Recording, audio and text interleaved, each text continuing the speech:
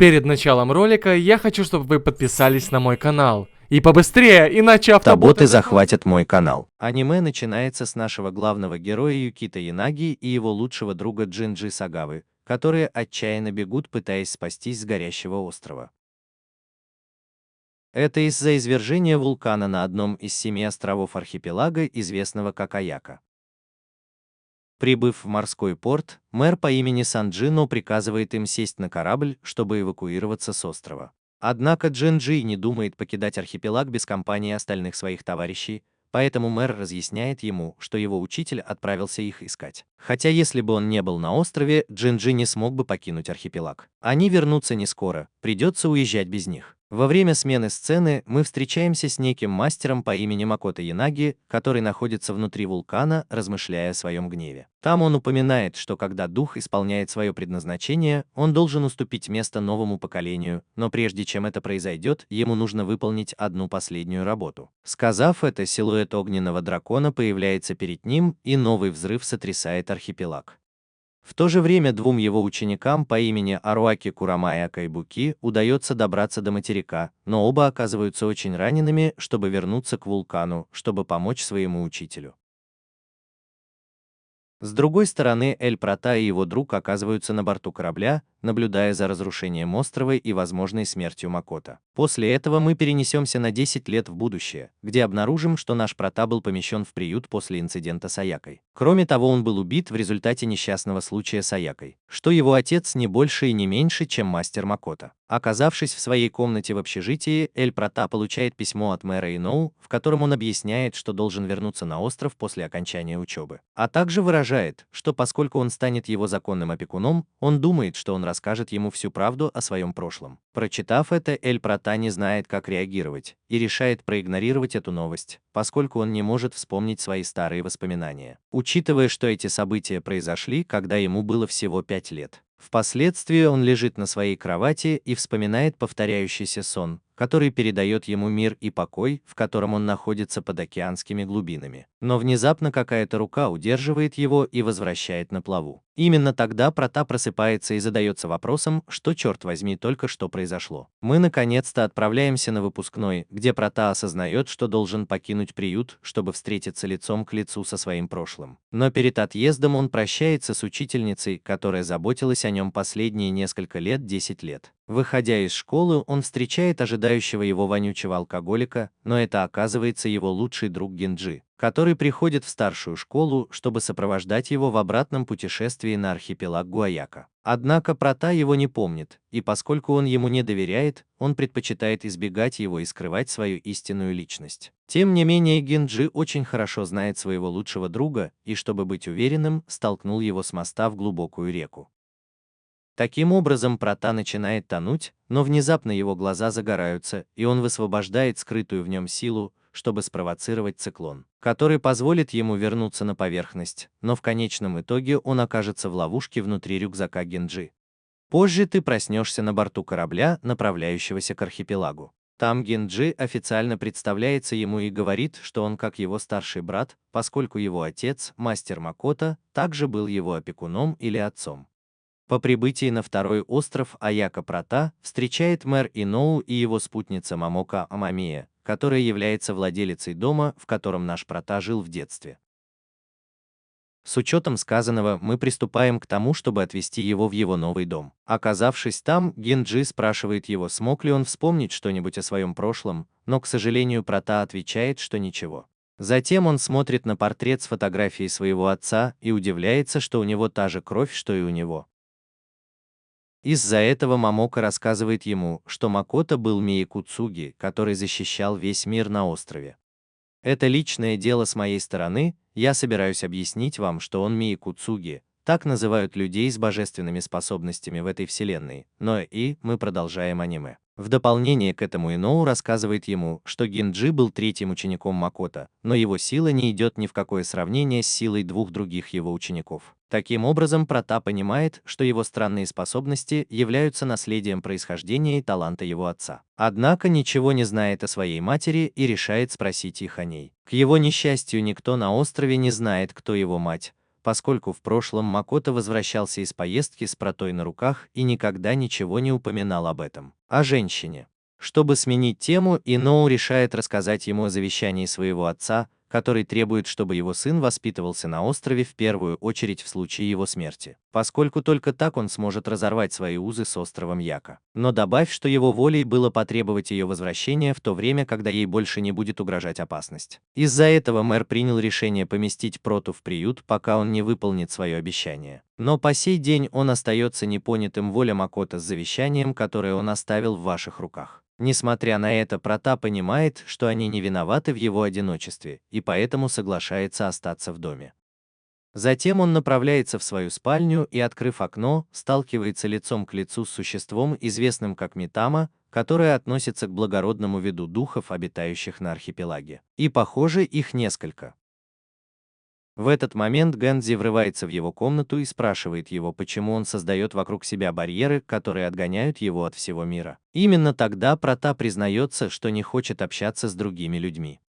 Это потому, что когда он был маленьким, он однажды пошел поиграть на берегу реки с другими мальчиками из приюта. Потом один из них начал очень плохо с ним обращаться, и это вызвало его гнев. В результате вихрь подхватил его преследователя до такой степени, что причинил ему большой вред. И хотя Эль Прота не понимал, что произошло, он знал, что его эмоции спровоцировали эти инциденты. С тех пор это повторялось несколько раз, и по этой причине он принял решение больше никогда не приближаться к людям, и что в разгар своего одиночества он может сдерживать свои эмоции. Вы будьте спокойны и не причиняйте страданий окружающим вас людям. Однако Гинджи надоедает его история, и он предпочитает поиграть в приставку, чем слушать ее. Что явно полностью разочаровывает нашего Прота, который впервые с кем-то обсуждает эту тему, но его предполагаемый друг игнорирует его. Из-за этого он решает прогуляться по острову, чтобы успокоить свои эмоции и не пытаться ударить Гинджи. По пути он встречает темнокожую Митаму, которая превращается в зверя, а это значит, что его чистую душу захлестнули негативные чувства. Затем он нападает на Прота, но, к счастью, на сцену выходит Гинджи, чтобы спасти его. После этого он объясняет, что это Арамитама, которая питается сомнениями и мрачными мыслями человека.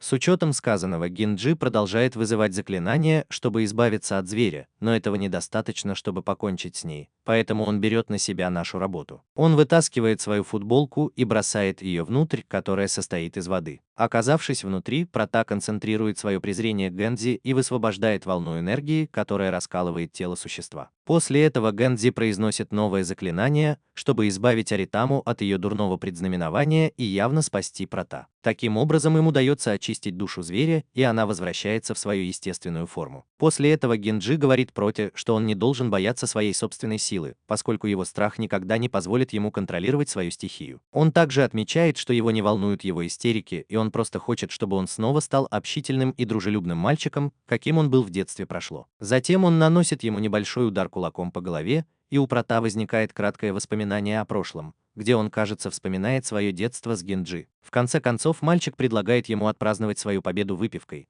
но Прота дает ему пинка, чтобы напомнить ему о том, что он младше Гинджи. Возраст. Во время смены сцены мастеру Уруваки вручают бумажного журавля, где он наблюдает за возвращением блудного сына. В то же время мы видим, как Ака стреляет из пистолета, чтобы казнить духа, в то время как его напарник Ибарака Ичжоу говорит ему о том, что он должен вернуться в свою штаб-квартиру. Позже Прота и Гинджи возвращаются в дом после встречи с Арамитамой, поэтому Мамока предлагает ему вернуться в свой штаб. Прими душ и приготовься к ужину. Он также тепло приветствует вас в своем доме, но на этот раз Прота решает быть более сердечным и показывает вам улыбку в знак благодарности. На следующий день Гинджи просыпается с ужасным похмельем и обнаруживает, что Прота начал тренироваться контролировать свои жизненные потоки. Это своего рода энергия, которая течет под землей, особенно под островами Аяка, где она течет большими волнами. По этой причине Миакуцуги извлекают эти остатки, чтобы контролировать разные вещи.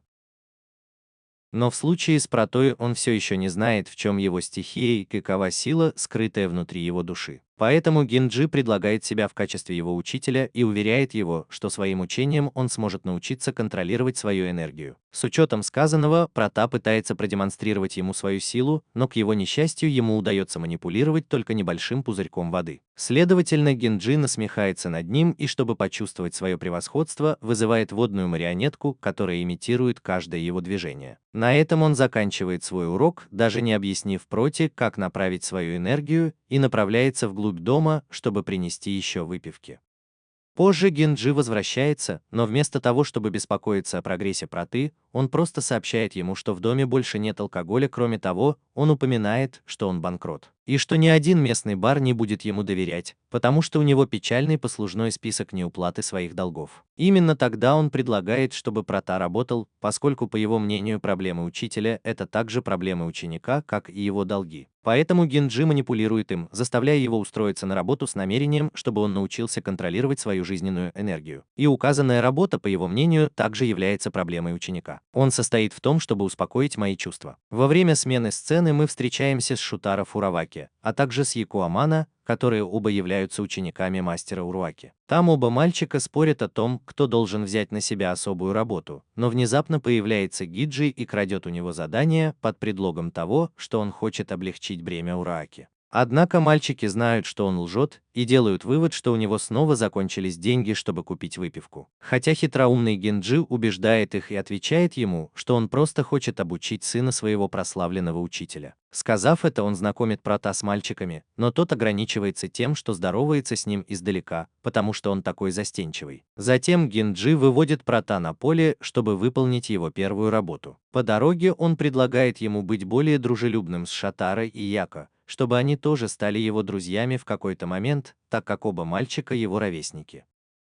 Тем не менее, Прота чувствует, что может причинить им боль, и его силы выходят из-под контроля, но Генджи заверяет его, что ему не следует об этом беспокоиться, поскольку ученики Аруаки также являются Миякуцуки. Узнав об этом, Прота приходит в восторг от идеи завести новых друзей, учитывая, что в приюте у него никогда не было таких друзей из-за своих проблем. В конце концов, они оба достигают канала, где находится Арамитама, которую они должны успокоить в то время. Там Генджи объясняет ему, что адмитас – это фрагменты жизни, возникающие из жизненных потоков, и обычно это мирные существа, которые просто стремятся существовать в тишине. Но если они становятся испорченными, они становятся арамитамами, которые начинают разрушаться. Творить проклятия, следовательно, заниматься ими – ваша главная задача на сегодняшний день. Объяснив это, Генджи требует, чтобы Прота взял на себя ответственность за очищение существа, хотя это существо оказывается больше, чем то, что было накануне. Кроме того, Генджи убегает из канала и оставляет нашего Прота одного в компании зверя. Одновременно Шутаро и Яко прибывают в храм Касин. Там они сообщают Уруаки, что Генджи использует сына мастера Макото, чтобы совершать все проступки, которые он хочет, но Аруаки спокойно реагирует и уходит. Удивительно, что вы оба снова вместе.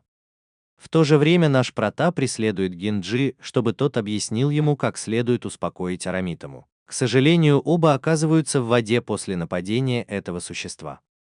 После этого его встречает рыбак и комментирует, что нет ничего необычного в том, чтобы увидеть Генджи пьяным в реке. Однако мальчик объясняет ему, что он не пьян и что он просто хочет помочь горожанам. К его удивлению, рыбак не уверен в своих силах и спрашивает его, когда прибудет мастер Аруаки, чтобы разобраться с этой ситуацией, что явно приводит в ярость Генджи, который готов выполнить свою миссию, чтобы заткнуть рот такому старику.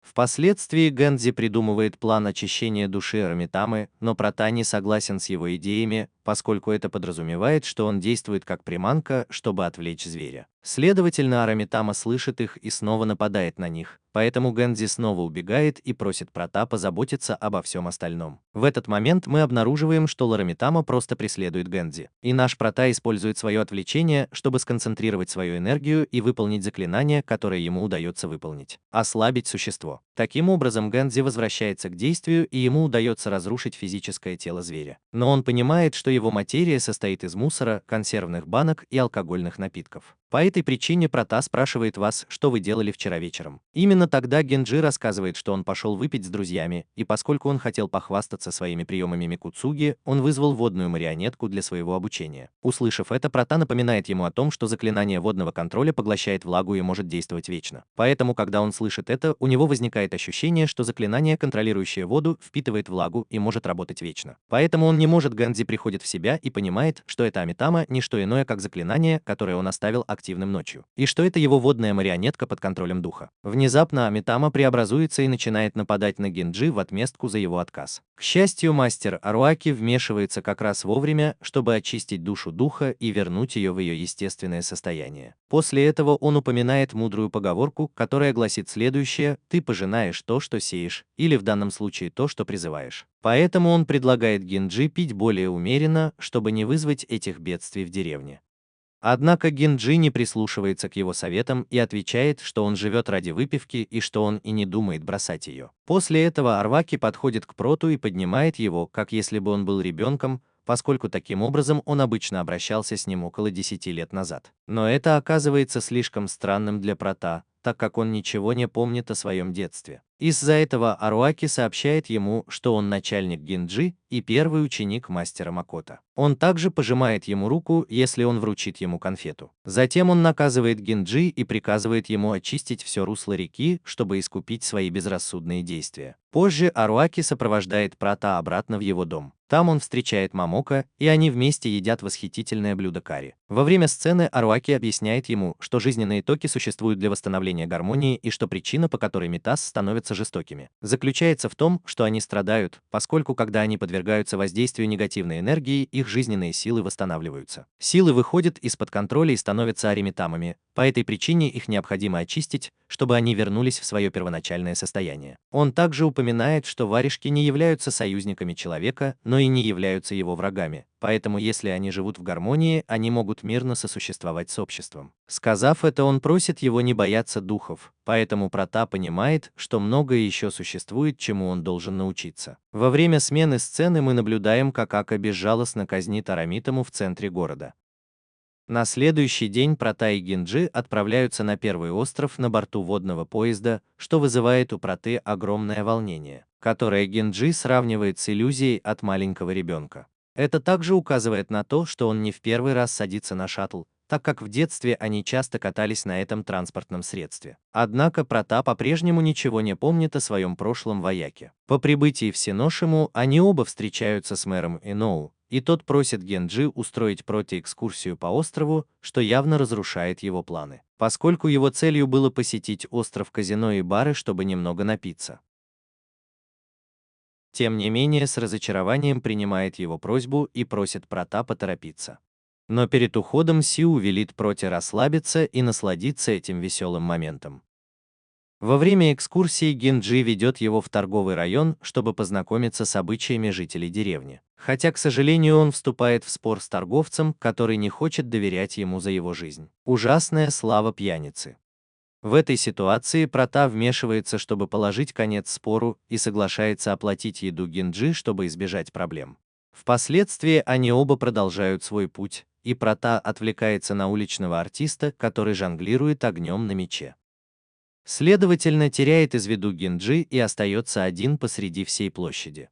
В этот момент он наблюдает, как мяч превращается в Арамитаму, которая угрожает причинить вред беззащитному клоуну. Поэтому Прота вмешивается как раз вовремя, чтобы спасти жизнь бедного субъекта. Из-за этого он вынужден использовать свою технику, чтобы попытаться успокоить существо, но его внутренний страх мешает ему сосредоточиться. И он терпит неудачу, когда пытается вызвать заклинание. К счастью, Ака появляется перед ним и убивает Арамитаму из своего пистолета.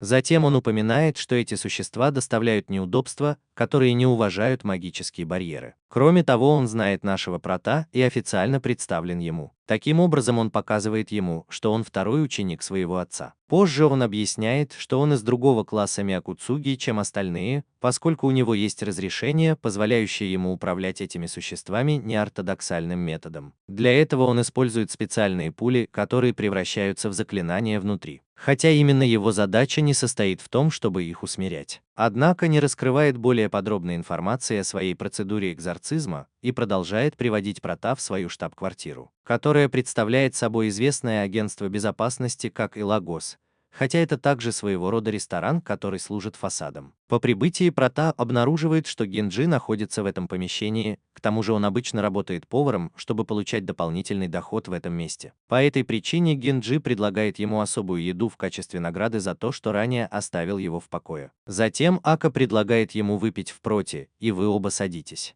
Таким образом, они возобновляют свой разговор, и Прата спрашивает его о его странном методе усмирения эмоций. Однако Ака разъясняет ему, что он не стремится очистить их души, а наоборот, его намерение состоит в уничтожении каждого из этих существ. Это потому, что очищение мастера Макото состоит в том, чтобы придать метамам гармонию, чтобы они сохранили свое естественное состояние. Таким образом, они могут вернуться к жизненным потокам и стабилизировать свою волю. Отсюда и девиз храма Касин, который гласит следующее: в своей двойственности они достигают равновесия.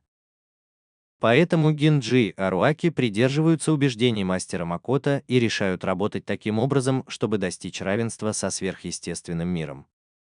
Однако метод Ака совершенно иной, поскольку он берет на себя задачу уничтожать духов до тех пор, пока от них ничего не останется. Услышав это, Прата чувствует Асу и спрашивает его, почему он это делает. Именно тогда Ака объясняет ему, что многие люди приезжают в Ичиосиму из других мест, ничего не зная об их культуре, и много раз арамитамы убивали этих туристов. По этой причине ваше агентство должно нейтрализовать существ таким образом и сделать это быстро и эффективно, поскольку существует риск того, что эти очищенные духи снова превратятся в злых существ, стремящихся к уничтожению. Ты также упоминаешь, что Аруаки заботятся не о людях, а о поддержании гармонии жизненных потоков, невзирая на страдания людей в мире за духовными барьерами. В этот момент в зал входит Ивара, чтобы сообщить о новой цели. Из-за этого Ака вынужден покинуть свое собрание, чтобы позаботиться о центральном теле Арамитамы, так как обычно эти существа проявляются с центральной частью, похожей на глаз. Но у той, что была недавно, ее не было, другими словами, ни зрачок, ни радужная оболочка не были фрагментом гораздо более крупной Арамитамы. Узнав об этом, Прата и Генджи предлагают ему свою помощь, но Ака отвергает его и приказывает им не вмешиваться. Сказав это, он покидает зал в компании Ивары. Позже Генджи объясняет, что официально призрак — охранная компания, но на самом деле они истребители Арамитамаса. И хотя их методы нетрадиционны, он в порядке с их работой, поскольку ежегодно остров посещает множество посторонних, что приводит к огромному нарушению жизненных потоков людей. И несмотря на то, что над туристической зоной существует барьер, нескольким существам удается прорваться через него, чтобы посеять хаос на острове. Вот почему Го заботится о защите невинных жизней, не нанося серьезного ущерба. С другой стороны, предупреждает его, что он не должен судить духов по человеческим стандартам, так как у него могут быть очень плохие времена, если он думает, что может их понять. Услышав это, Прата спрашивает его, что мастер Аруаки думает о методах Ака, но Генджи быстро говорит ему, что он не должен судить духов по человеческим стандартам. Говорить об Аруаки напротив Ака и наоборот, поскольку они оба очень плохо ладят. Что-то, чего Прата явно не понимает, учитывая, что они оба были учениками своего отца, и это должно превратить их в братьев. К сожалению, Генджи отвечает ему, что между ними многое произошло, и предлагает ему не вдаваться в подробности по этому вопросу. В этот момент он вспоминает, что Хака не платит ему за его работу и оставляет нашего Прата в покое, чтобы вернуться в призрак. Из-за этого Прата уходит вперед, чтобы вернуться к водному поезду, и по дороге размышляет о том, что он чувствует себя отождествленным с Лас-Метас. Он внезапно слышит грохот вокруг себя и, пытаясь найти источник взрыва, натыкается на центральное тело Арамитамы. Оказавшись лицом к лицу, пытается успокоить существо, чтобы оно вернулось в свое естественное состояние, но его заклинание было недостаточно сильным, чтобы очистить его душу. Сразу после этого на сцену выходит отряд призраков и открывает огонь по зверю, хотя их пулям также недостаточно мощности, чтобы уничтожить Арамитаму. Поэтому Ака решает взять ситуацию в свои руки и выполнить заклинание темных искусств. Именно тогда ее внешность радикально меняется, и она превращается в своего рода демона. Кроме того, мы заметили, что ее правая рука обладает светящимся дельта-глазом, который насильственно поглощает силу Арамитамы, что является табу, противоречащим законам Мейкуцуги. После этого Ака с легкостью уничтожает Арамитаму одним ударом, при этом заявляя, что его намерение – стать сильнее. Даже больше, чем Аруаки, его учитель Макото и легендарный дракон. Услышав это, Прота задается вопросом, о каком именно драконе он говорит. Позже Ака направляется в переулок и падает в обморок от усталости после использования запрещенных искусств, хотя, к его удивлению, Прота становится свидетелем его кризиса.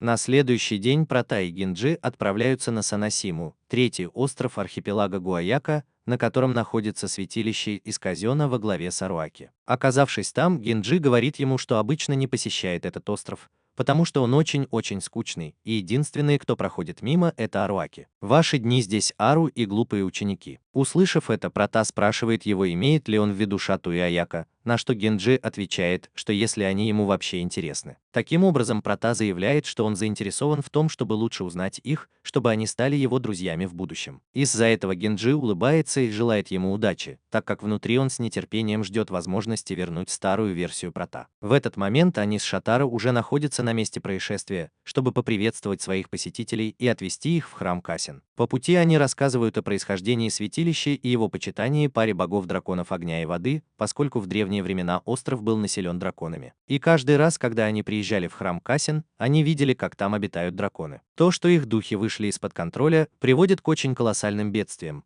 поэтому этот храм был построен, чтобы успокоить их. Они также упоминают, что когда они были детьми, извергся вулкан на 4-м острове. Огненный дракон превратил Еносиму в пепел. По этой причине водяному дракону пришлось вмешаться, чтобы успокоить его гнев, в результате чего образовалось вулканическое озеро, из которого была извлечена вулканическая порода в форме кратера, где был построен священный храм. Узнав об этом, Прота вспоминает, как Ака упоминал, что хочет быть сильнее дракона. Сразу после этого он погружается в иллюзию, где у него, по-видимому, возникает ощущение встречи с этим блаженным существом. Но к своему несчастью Гэнзи чихает и портит свои воспоминания. После этого Гэнзи восклицает, что хочет сделать перерыв и выпить рюмку от похмелья, поэтому приглашает подмастерьев присоединиться к нему. Пусть они сопровождают его, чтобы напиться, так как он знает, что Прота откажется от него. Однако в конечном итоге спотыкается о грязь и устраивает беспорядок недалеко от храма. В этот момент мастер Арваки встречается с Протой и приветствует его в своем святилище. С другой стороны, Генджи и ученики направляются принять горячую ванну, чтобы немного смыть грязь. Тем временем Прота и Аруаки посещают храмовый архив, чтобы поболтать об истории Аяки. Однако их любопытство сосредоточено на природе темных искусств, использованных здесь накануне днем. Он также сравнивает методы экзорцизма обоих и ставит под сомнение роль Мейкуцуги на духовном уровне. Именно тогда Аруаки объясняет ему, как работает энергия, текущая по острову, поскольку жизненные потоки обычно протекают во всех частях света. Мир, но все на архипелаге широки и разнообразны. Они очень-очень близки. Он также отмечает, что на материке энергия течений слегка ощущается в исторических храмах, деревьях или специальных камнях, хотя на этих островах она течет со всех сторон. Сказав это, он просит Прота закрыть глаза и перенести свое сознание в глубину потока.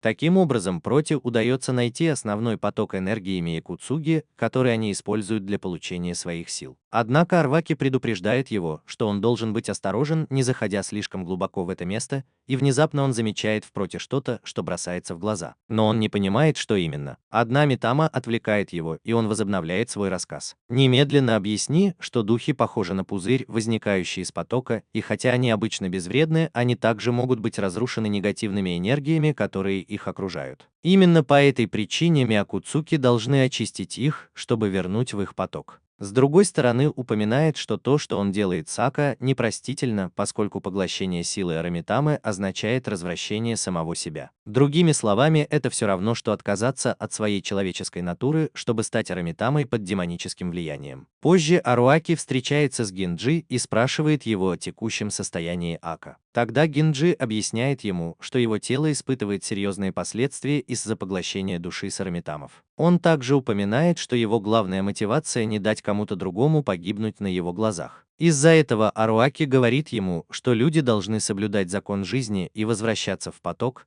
поэтому ничто не может помешать естественному порядку их судьбы. С другой стороны, я предлагаю ему стать хорошим учителем для нашего прота и должным образом научить его контролировать свою силу. В то же время Шатара и Яка ищут прота с намерением проверить свои мистические способности. Затем они отводят его в тренировочный лагерь и говорят ему, что хотят быть его друзьями. Однако прота боится потерять контроль над своими силами и снова вызвать трагедию, подобную той, что произошла в приюте.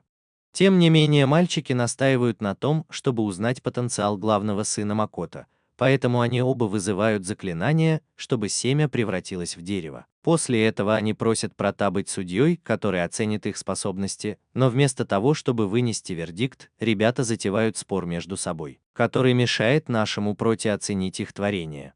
После этого они приглашают Протона опробовать то же заклинание, которое заключается в ощущении тока, чтобы передать его энергию семени. И поскольку это безобидное заклинание, он решает попытать счастье, но, к сожалению, ему не удается контролировать свою силу. И он вырастает огромное дерево, которое полностью разрушает тренировочную площадку. Столкнувшись с этим, Прота паникует и не знает, что делать, чтобы остановить рост дерева. Поэтому на сцену выходит Генджи и говорит ему, что когда есть что-то, чего он не может решить, он должен просто попросить помощи у других. Сказанное продолжает объяснять, что все находится в гармонии, поскольку речь идет не только об извлечении энергии, но и ее контроле. Для этого он должен сосредоточиться и объединить свою волю с волей духовного мира с целью синхронизировать свои желания и получить результат поиска. Таким образом, ему удается стабилизировать свою силу, и природа возвращается к своей первоначальной форме. После этого Прота с удивлением обнаруживает, что двое учеников все еще хотят быть его друзьями, несмотря на то, что он потерял контроль над своей силой и чуть не вызвал полное несчастье. Кроме того, мальчики приглашают его присоединиться к храму Казен и стать учеником мастера Аруаки, но Прота любезно отклоняет его и говорит им, что он удовлетворен учением Гэнзи. Ночью Аруаки осматривает окрестности святилища и накрывает одеялом тело Гэнзи, который заснул в коридорах после того, как напился до потери сознания.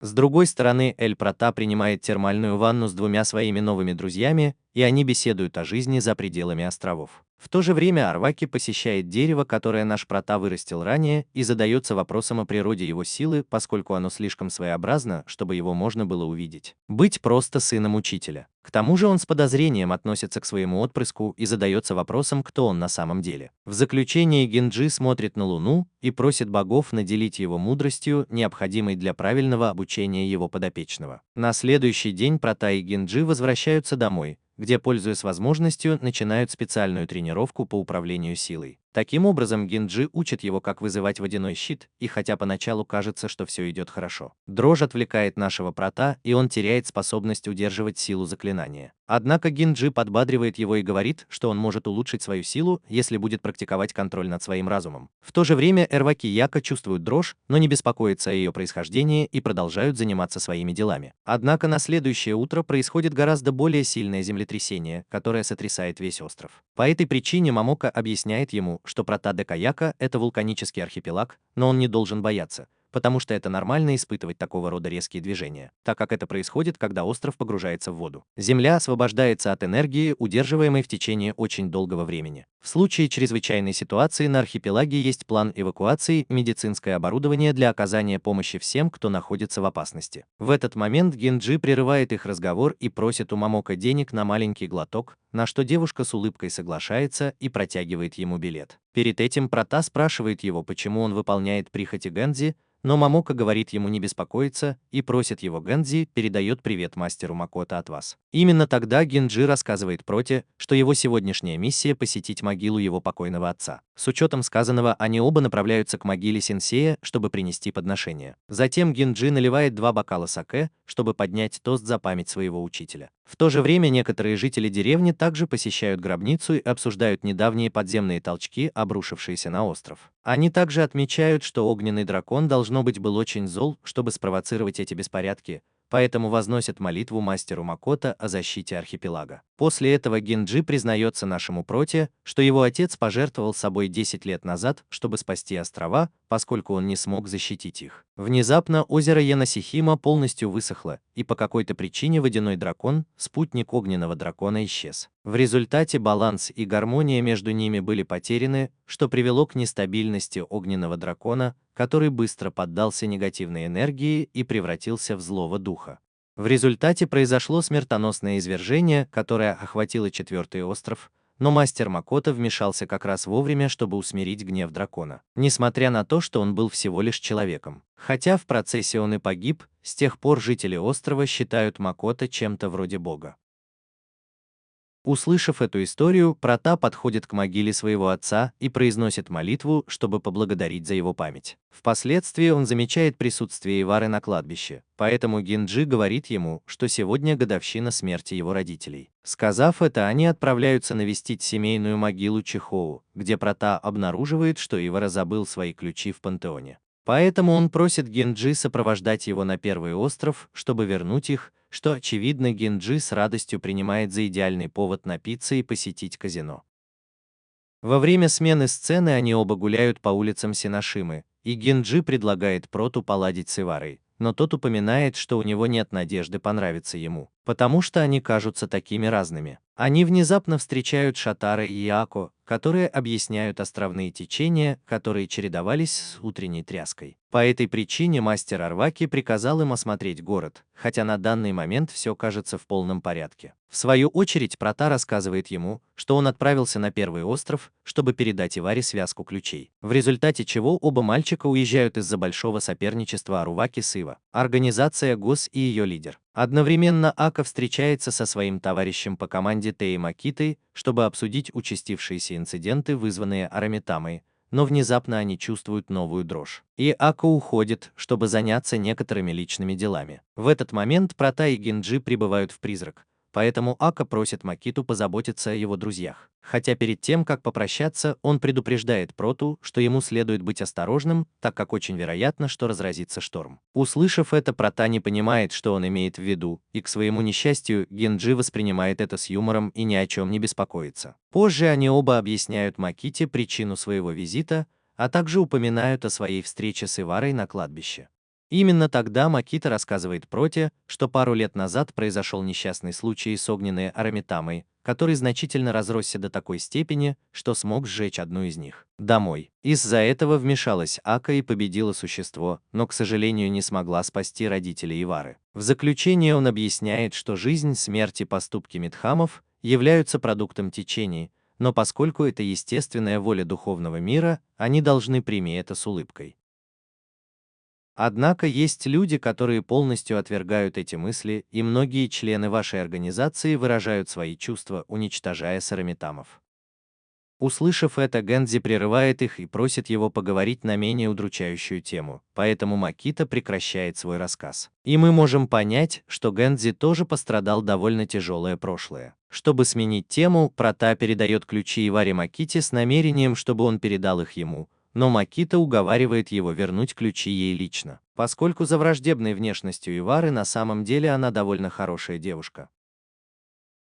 С учетом сказанного, позвони Иваре куда в ресторан. Позже девушка встречается с Протой, и тот передает ей свои ключи, а также выражает свои соболезнования по поводу судьбы ее родителей. Перед этим Ивара робко благодарит ее, но их разговор прерывается после новой встряски. Однако Генджи быстро встает со своего стула и показывает, что это не землетрясение, а что это огненная Арамитама.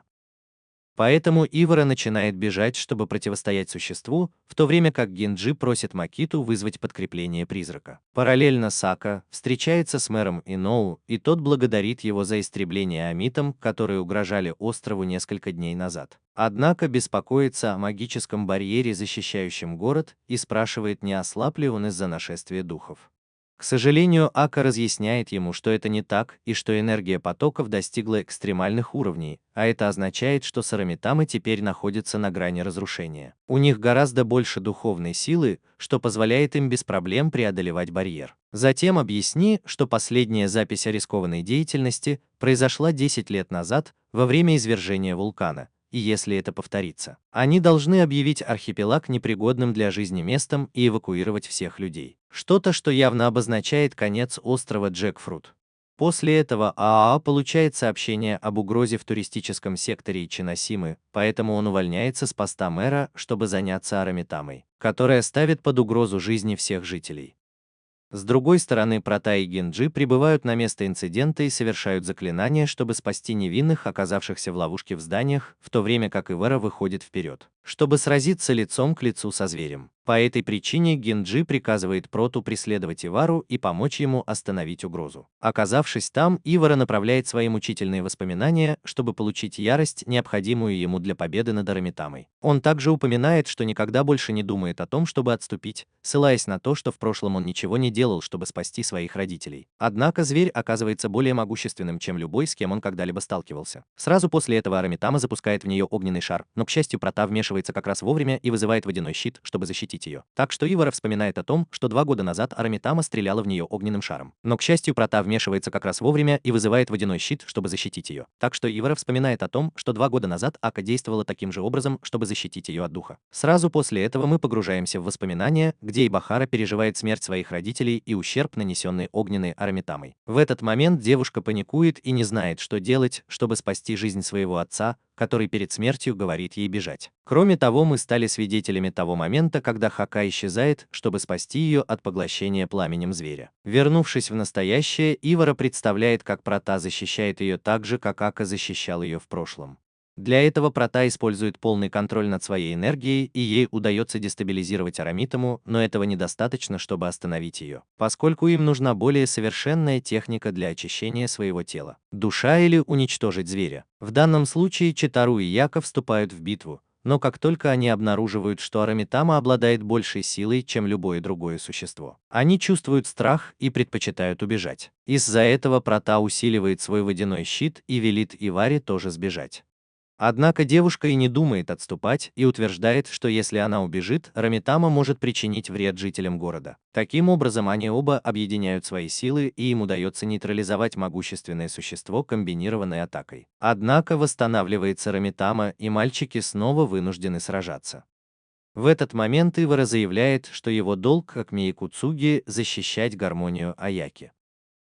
Услышав это, Прота размышляет, что он ничего не выиграет, если решит избежать их проблем, поэтому он убеждает Шатара и Аяка присоединиться к битве. Именно тогда 4 парней объединяют свои силы, чтобы вместе совершить новую атаку. Для этого 2 учеников используют заклинания огня и воздуха, чтобы отвлечь зверя, в то время как Прота использует свои водные техники, чтобы погасить пламя, вырывающееся из его окружения, пока, наконец, Иваре не удается очистить душу Арамитамы сокрушительным ударом в центр его сердцевины. После этого Прота и 2 учеников удивляются, так как впервые они очистили душу существа без помощи своего начальства.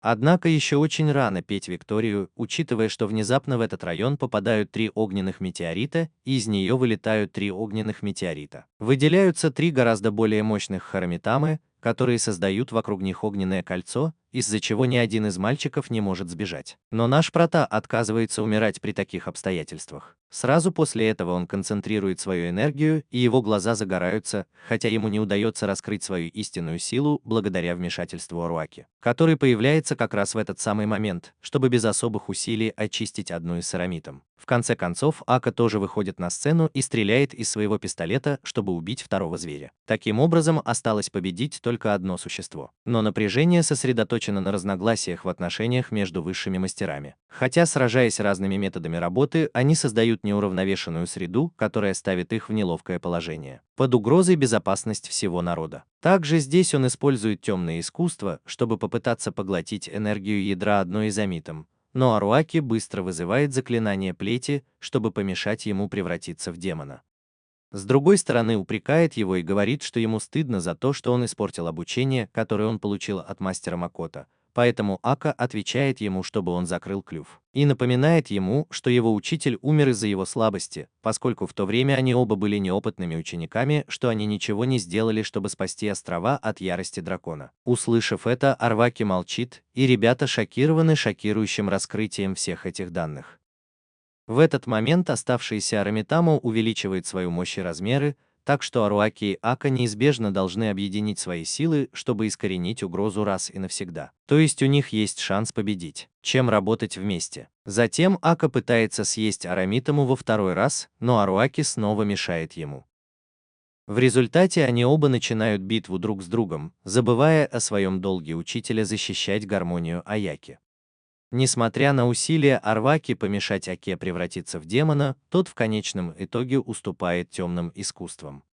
Таким образом, половина его тела превращается в Арамитому. Он также использует магию, чтобы противостоять своему бывшему другу в присутствии своих учеников. Из-за этого Генджи заступается, чтобы успокоить оставшееся ядро, и ругает своих товарищей, упоминая им, что их учитель был бы очень разочарован в них обоих. Услышав это, оба решают покинуть битву при Аруаке, он извиняется перед всеми учениками за потерю самообладания, которая так его характеризует. С другой стороны, он же просто говорит Иваре о том, что пора уходить. Но перед отъездом в Аруаке он выражает ему, что его учитель Макото никогда не уйдет простить меня за то, что я запятнал гармонию Аяки темными искусствами. Тем не менее, Ака отвечает, что его не волнует мнение мертвого человека и что он думает использовать эту силу, чтобы навсегда стереть сожаление о своем прошлом. С учетом сказанного, пути расходятся, и связи между ними разрываются гораздо сильнее, чем раньше. Позже на станции водного поезда Генджи, явно пьяный, просит мальчиков похвалить их усилия по предотвращению дальнейшего конфликта. И напоминает ему о Шатаро и Яко, которые все еще с ним. Жизнь и это благодаря ему, так как в противном случае они оба намочили штаны от страха, так как было заметно, что они вот-вот накрасятся.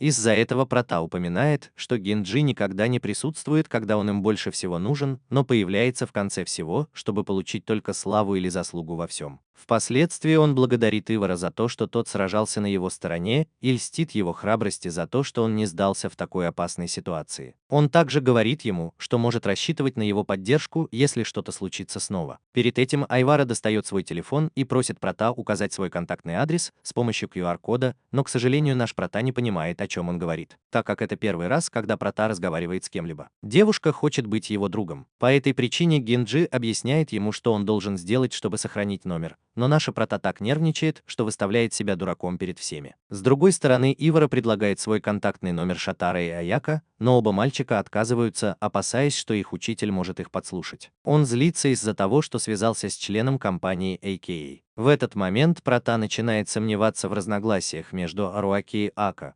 поэтому он задается вопросом, знают ли мэр Момоко и Генджи что-нибудь обо всей этой драме, поскольку их цель расследовать, что произошло в прошлом и как они оказались враждующими. Он, наконец, выражает свое желание снова встретиться со своими новыми друзьями, даже если нет Арамитамы, с которой им когда-либо приходилось сражаться. Поэтому Ивара, Шатаро и Яко соглашаются встретиться в будущем, чтобы провести время в дружбе. Ночью мы наблюдаем за Акой, когда она принимает душ. Там мы заметили, что у нее разные шрамы от ожогов на верхней части тела. Затем она бьет кулаком по зеркалу и упоминает, что Аруаки придурок. В то же время Аруаки медитирует под водопадом, и мы обнаруживаем, что у него также есть видимые ожоги на теле.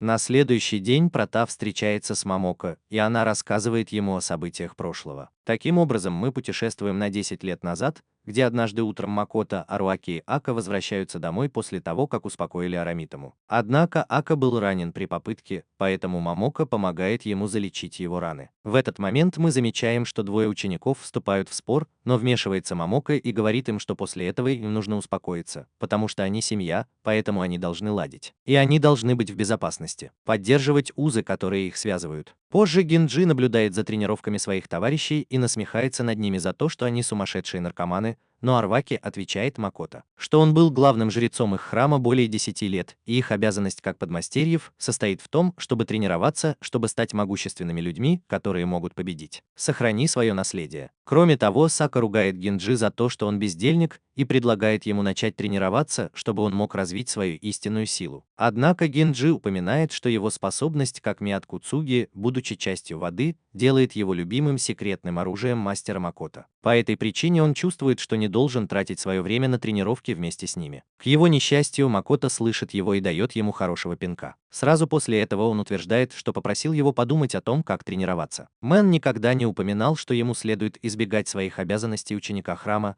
поэтому Джиджи извиняется и признается ему, что это была просто шутка. И впоследствии они спорят о необходимости укрепить магический барьер, окружающий кратер четвертого острова, с целью сохранить кратер в целости и сохранности. Огненному дракону все под контролем. Однако Макото замечает ему, что они еще недостаточно сильны, чтобы справиться с этим, поскольку эта работа не была выполнена. Это по сравнению с усмирением Арамитамы, но если они продолжат тренироваться, однажды они смогут получить силу, необходимую им для защиты архипелага. Далее объясняется, что каждый год Макото должен проводить ритуал, чтобы успокоить гнев огненного дракона и предотвратить извержение вулкана. Это потому, что существо чувствует себя очень одиноким с тех пор, как исчез водяной дракон, настолько, что хочет уничтожить все. Поэтому единственный вариант, который у них есть, это запечатать его и успокоить силой, иначе огненный дракон может превратиться в Арамитаму. Несмотря на это, Ака спрашивает его, достаточно ли просто сдерживать свой гнев, поскольку с годами огненный дракон увеличивает свою силу власть, и контролировать ее будет все труднее и труднее. Тем не менее, Макото избегает беспокоить своих подопечных и говорит им, что они должны обращать внимание только на техники, которые он использует для своего ритуала. В этот момент Момоко прерывает их и предлагает перекусить, так что мальчики с радостью собираются вместе, чтобы провести тихий вечер за едой. После этого мы видим разные фотографии, на которых нам показывают самые счастливые моменты в семье, но, к сожалению, счастье недолговечно. И однажды вечером мы встречаемся на улице. Это вызывает шторм, который навсегда меняет их жизнь. Узнав об этом, Макото отправляется на главный остров за оружием, которое позволит ему успокоить гнев огненного дракона. Во время его отсутствия по всему архипелагу происходит серия землетрясений, и в свою очередь барьер на четвертом острове разрушается. Следовательно, энергия Йосимы распространяется по всей территории, в результате чего Митамы начинают действовать очень странно. Другими словами, это означает, что огненный дракон пробудился от своей спячки. Кроме того, мальчики боятся разрушения Аяки, если вулкан извергнется. Из-за этого Аруаки и Ака готовятся отправиться на четвертый остров, в надежде успокоить дракона на случай, если Макото не прибудет. Перед тем, как уйти, Генджи просит его пойти с ними, чтобы помочь им в их борьбе, но оба мальчика поручают ему гораздо более важное задание, а именно убить Макото, который заключается в защите Момоко и Эль-Прата в любой опасной ситуации. Сказав это, Арваки вручает ему конфету и доверяет ему будущее своей драгоценной семьи. После прибытия на четвертый остров ученики поражены огромной силой, текущей по жизненно важным каналам кратера. Но они не помнят себя и объединяют усилия, чтобы провести ритуал, который успокоит гнев дракона. Изначально все идет хорошо, и им удается ослабить энергию вулкана, хотя в любой момент они теряют равновесие и происходит огромный взрыв, из которого официально появляется могущественный огненный дракон. Наблюдая за этим, Арваки говорит Аке, чтобы ее не пугал его большой размер. С другой стороны, упоминает, что барьер все еще стоит, и что они должны сделать все возможное, чтобы запечатать его, прежде чем его сила снова выйдет из-под контроля. Затем они произносят заклинание, чтобы усилить силу барьера, но Ака слабеет и падает на землю. В этот момент он кричит Аруаки, чтобы тот не беспокоился о нем, и что он продолжает заклинание. Но мальчик теряет концентрацию и теряет свою двойственность, в результате чего он в конце концов падает на землю. Барьер будет полностью разрушен. Соответственно, дракон высвобождает свою силу и атакует Ака огненной вспышкой, поэтому Аруаки бросается на него, чтобы спасти свою жизнь. Хотя в процессе они оба оказываются тяжело ранены. После этого Ака обвиняет Аруаки в том, что он не поддерживает силу барьера и полностью заботится о нем, и говорит ему, что он дурак, поскольку печать зверя гораздо важнее его собственной жизни. Сразу после этого огненный дракон появляется из кратера и готовит новую атаку на мальчиков. Но, к счастью, появляется Макото, чтобы пнуть существо и начать новый ритуал, чтобы запечатать его силу. Таким образом, ему удается приковать огненного дракона. Однако уже слишком поздно предотвращать извержение вулкана, поэтому Макото упоминает, что он должен пожертвовать собой, чтобы предотвратить взрыв всего архипелага. Услышав это, Ака говорит ему, что он также готов отдать свою жизнь за благополучие Аяки, но Макото отрицательно отвечает ему, пусть он не глуп, и прикажет Аруаки немедленно покинуть остров. Из-за этого Аруаки подчиняет Ака, и они телепортируются на другой остров, несмотря на то, что мальчик возражает против того, чтобы оставить своего хозяина в покое. После того, как ученики исчезают, Макото извиняется и начинает их последнюю битву. Впоследствии Арваки падает, достигнув материка, и нам раскрывается происхождение шрамов на его теле.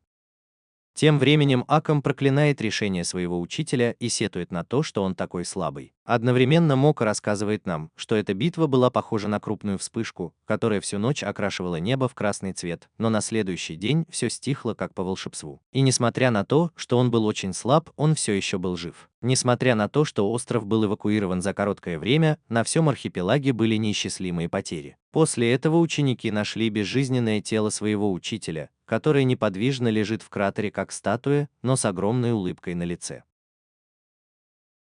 Из-за этого Ака впал в глубокую депрессию и вскоре покинул острова после своих похорон, но перед этим вступил в жаркий спор с Аруаки, который полностью положил конец их дружбе.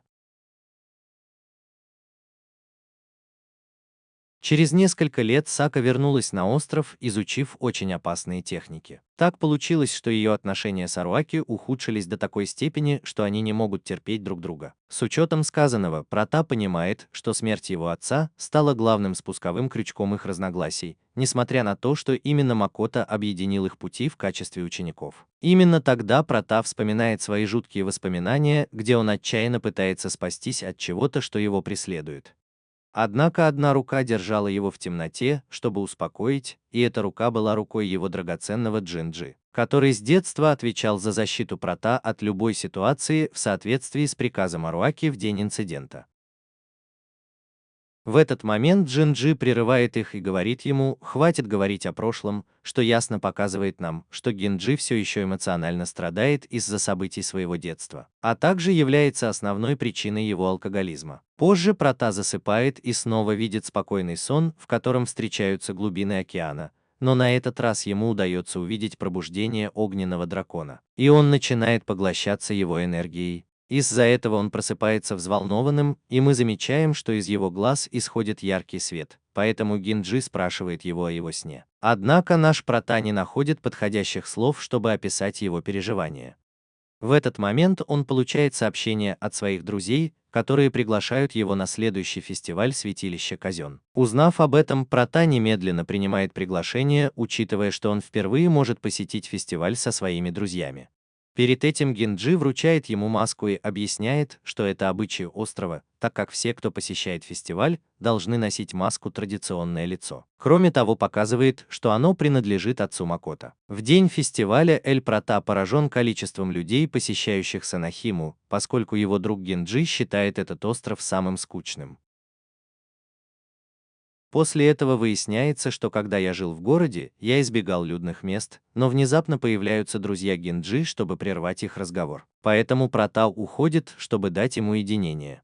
Несмотря на это, Генджи предпочитает проводить время со своим маленьким другом, а затем встречается с Иварой. Именно тогда Генджи предлагает ему сделать комплимент, чтобы похвалить его великолепную внешность и то, насколько хорошо ему подходит юката. И хотя поначалу Прата испытывает сильное смущение, вскоре набирается смелости и признается в своих чувствах. Однако девушка краснеет и прячет лицо под маской, например, из-за того, что у нее нет одежды. На что Прата обвиняет Генджи в том, что он заставляет его вести себя как хулиган, но, к его удивлению, Ивара достает свой мобильный телефон и отвечает на его лесть благодарственной наклейкой. Позже мальчики направляются в храм Казён, чтобы встретиться с Аруаки и двумя его учениками. Там Аруаки объясняет, что маски — это воспоминания о том времени, когда нечеловеческие существа приходили на фестиваль. А под нечеловеческими существами он подразумевает богов и монстров. Из-за этого возникла традиция скрывать свои лица под масками, так как таким образом люди могут наслаждаться фестивалем, забывая о своей истинной личности. Позже Аруаки велит мальчикам посетить достопримечательности фестиваля, однако он не позволяет Генджи сопровождать их, чтобы они могли увидеть его. Не пользуйтесь добротой своего ученика. Это потому, что Генджи хотел купить алкогольные напитки на деньги Мамока, которая перед отъездом передала ему Прата. Из школы, говорит Аруаки. Дом. В конце концов Шато спрашивает Ивару, почему он так уродливо смотрит на своего хозяина, на что она отвечает ему, что это нормально, что он не доверяет врагу своего учителя. Ваш босс. Однако относись с уважением к двум своим ученикам, потому что они явно очень слабы. Услышав это, ребята разочаровываются, но дают ему понять. В этот момент Эль Прата чувствует легкое головокружение и падает на колени на землю.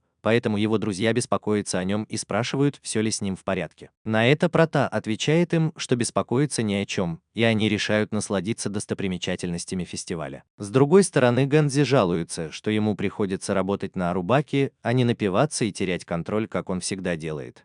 По этой причине он решает подшутить над нашим протой в отместку за то, что оставил его в покое. Но в тот момент, когда он приближается, он обнаруживает, что наслаждается фестивалем в компании своих новых друзей. Поэтому упоминает, что раньше прота, казалось, был очень подавлен, чтобы общаться с другими людьми, но теперь он нашел место, где он может быть счастлив и может доказать, что он счастлив. Ваш истинный потенциал без страха причинить кому-либо вред. Вот почему он отступает и надеется, что его друг сможет завязать новые связи, которые поддержат его личностный рост. Впоследствии мальчики делают небольшой перерыв, чтобы вылечить волдырь на ноге Иваны, который образовался в результате ношения ее новых сандалий. Таким образом, они направляются в пункт помощи, где встречаются с Момоко, которая отвечает за перевязку стопы Ивары и облегчение его состояния боль. Мы также замечаем, что мэр Хиноу лежит на столе явно пьяный в компании других жителей деревни. Поэтому Момоко объясняет ему, что Макото и мэр раньше каждый год были душой фестивалей из-за их ненасытных вечеринок. Узнав об этом, прота просит Момоко рассказать ему больше историй о ее отце, чтобы сохранить его память живой. Так что Момоко чувствует радость и обещает рассказать ему очень странные вещи о прошлом Макото. Позже мальчики возобновят свою прогулку по острову. Именно тогда Айвару звонит Ака, который просит его передать свой телефон Проту, чтобы он мог с ним поговорить.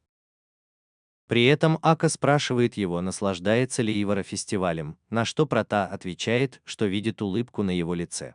Сказав это, Ака вешает трубку, и Макита говорит ему, что он ведет себя как чрезмерно заботливый отец, беспокоящийся о своей маленькой дочери. Чего Ака явно не понимает, он берет с юмором и бросает на нее полный ужаса взгляд. После этого Прота снова испытывает странные чувства, и его глаза начинают светиться. В то же время воздушные шары с водой, украшающие юкаты посетителей, лопаются. Поэтому Прота утверждает, что это чувство похоже на то, когда он потерял контроль над своими силами в море. Детский дом. Из-за этого он боится спровоцировать трагедию и покидает святилище, чтобы не подвергать риску жизнь какого-нибудь туриста. Когда он бежит в сторону леса, размышляет, что он больше не хочет уходить от людей, которые важны для него. Но внезапно силуэт его тени превращается в дракона. С другой стороны, Арваки чувствует странную энергию, исходящую от воды в святилище, и приходит к выводу, что наш Прота имеет какое-то отношение к этому событию. Позже Прота достигает дерева, которое он вырастил во время своей практики с Шатара и Яко. Там он пытается успокоиться, но быстро теряет рассудок, увидев, что его тень становится все более и более пугающей. В этот момент он пытается последовать совету Гинджи, чтобы контролировать свою энергию, но, к сожалению, его воля рушится, когда он спрашивает себя, что происходит с его силой. Он внезапно слышит голос своего отца, за которым следует иллюзия, в которой Макото появляется перед ним в своей маске. Однажды лицом к лицу Макото заявляет, что в его нынешнем состоянии, возможно, он сможет взглянуть правде в глаза, которая скрывается внутри него. Но наш Прота не понимает, к чему он клонит, обратитесь, и иллюзия вашего отца исчезнет в одно мгновение. Чуть позже Прота возвращается на фестиваль и встречает Гинджи на лестнице храма. Он также обнаруживает несколько текстовых сообщений со своими друзьями, обеспокоенными тем, что произошло ранее. Поэтому он решает найти их, чтобы провести остаток вечера, но перед уходом благодарит Гинджи за то, что он отличный друг и отличный учитель, что вызывает у Гинджи застенчивую улыбку.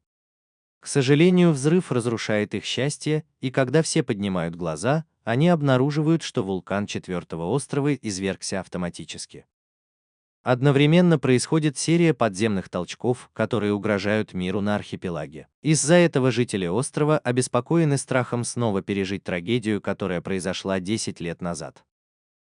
Именно тогда мэр выступает и приказывает эвакуировать остров, чтобы спасти жизни всех туристов. С другой стороны, Аруаки и Ака со страхом наблюдают за извержением вулкана и приходят к выводу, что пришло время снова обуздать гнев огненного дракона. В то же время Прота и Гинджи спорят по этому поводу, но Гинджи, кажется, относится к ситуации легкомысленно и не проявляет никакого беспокойства, что явно раздражает терпение нашего Прота, который упрекает его в том, что он не ведет себя ответственно, как должно быть. После этого Гэнзи спрашивает его, что он думает об островах и какие чувства они у него вызывают, на что Прота отвечает, что он чувствует непринужденно, потому что это острова, где у него есть друзья. Сказав это, Гэнзи шепчет, что он также испытывает сильную привязанность к Аяке и внезапно исчезает после использования магического заклинания. Параллельно мы наблюдаем фреску на потолке храма с фигурами двух древних драконов. Там мы заметили, что глаза огненного дракона горят, в то время как глаза водяного дракона остаются закрытыми. На следующее утро центральная станция Ниношимы публикует сообщение об извержении вулкана 4-го острова, которое вызвало различные землетрясения по всему архипелагу. Поэтому они предлагают немедленно эвакуировать всю территорию Аяки. Во время смены сцены Аруаки посещает дерево, на котором вырос Прота. Там он вызывает бумажного журавля, который показывает ему, что его сила вышла из-под контроля за предыдущий день. С другой стороны, Прота снова испытывает головокружение и мысленно представляет пробуждение глаза огненного дракона, однако он не понимает происхождения своих видений. В этот момент к нему подходит Момоко и вручает ему рюкзак с запасом на случай чрезвычайной ситуации, чтобы он сел на эвакуационный корабль. Кроме того, они оба обеспокоены внезапным исчезновением Гинджи. Из-за этого Прота отказывается покидать остров, пока не найдет своего друга. После этого мы направляемся в отдел профилактики, где начинается протокол эвакуации из морского порта. Тем временем Эль Прота и Момоко помогают жителям сесть на корабли, чтобы спастись с островов, но внезапно новая дрожь беспокоит жителей деревни, которые в ужасе начинают молиться, чтобы Макото защитил их.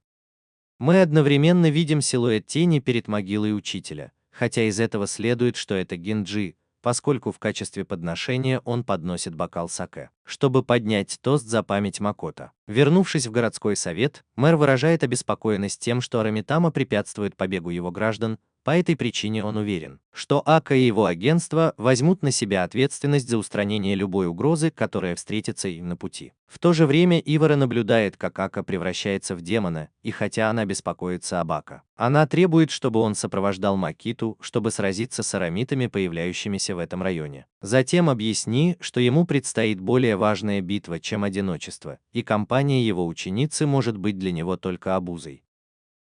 Позже Арваки направляется в морской порт и просит Прота сопровождать его, чтобы обсудить важный вопрос, касающийся его рождения. Таким образом, он показывает, что 15 лет назад сила водяного дракона была сильно ослаблена, но на этот раз все исправил мастер Макото. Для этого он попытался вернуть силу дракона с помощью определенного ритуала, который заключается в извлечении из потоков ядра силы, чтобы дать ему силу. Новая жизнь. Как только этот шаг будет завершен, Макото берет тот большой поток, который был энергией, и временно превращает его в гораздо меньшее существо. Таким образом, водяной дракон сможет восстановить свои силы и вернуться к жизненным потокам, и это существо не больше и не меньше, чем наш Прота или Прота. По крайней мере, так считает Аваки, поскольку его таинственная сила, талант и близость к водной энергии напоминают реинкарнацию самого водяного дракона.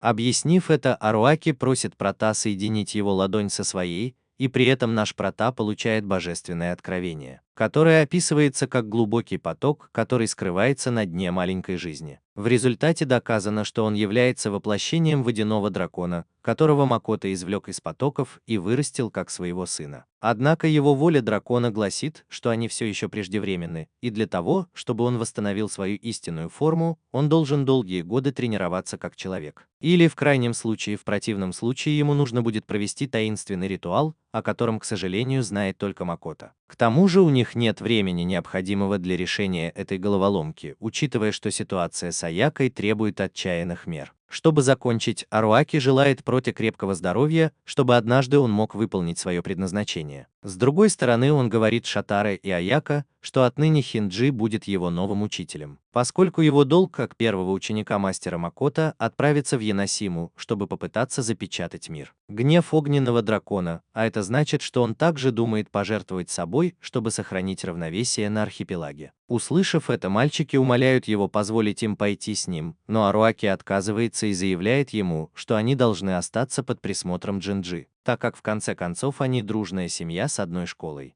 Сказав это, Аруаки раскрывает свой веер и немедленно исчезает. Впоследствии Прота размышляет, что он не совсем понимает, что Аруаки имеет в виду под реинкарнацией водяного дракона. Но что он точно знает, так это то, что он чувствует себя как дома и что он может свободно выражать свои эмоции. Все это отчасти благодаря узам дружбы, которые у него сложились во время его романа, плюс у него явно есть отличные друзья, которые помогли ему забыть о своем одиночестве. Из-за этого он упоминает, что хочет защитить архипелаг и ценных людей, которые живут на каждом из островов. Именно тогда он задается вопросом, должна ли его цель как ученика сбежать в неподходящий момент или сражаться как герой. Тем не менее, Читара и Яка чувствуют, что они явно мешают, и что они не могут сравниться по силе со своим учителем. Они также выражают обеспокоенность тем, что Аруаки планирует пожертвовать собой, как это сделал Макото 10 лет назад. И хотя они хотят остановить его, они не чувствуют себя способными противостоять гневу огненного дракона с такой же храбростью, как их начальство. По этой причине они указывают Проте, что они должны атаковать приказы Аруваки и эвакуировать остров большинством голосов. В этот момент на сцену выходит Ивара и говорит им, что в таком случае они трое против двоих, так как его голос стоит вдвое больше, потому что он сильнее Аруваки. Затем он объясняет, что хотя он и мешает, и его босс не хочет, чтобы он был там, он Мия Куцуги и явно должен бороться за благополучие Аяки. Поэтому он наконец спрашивает ее, какому плану они должны следовать. Во время смены сцены Аруаки начинает магический ритуал в святилище Четвертого острова, но внезапно за ним появляется Ака. Перед этим Аруаки говорит ему, что ему не нужна его помощь, и что он явно должен просто молча наблюдать. Однако планы Ака другие, и он отвечает ему, что думает победить огненного дракона раз и навсегда. После этого они оба вспоминают, что в последний раз они посещали вулкан, когда их хозяин принес себя в жертву.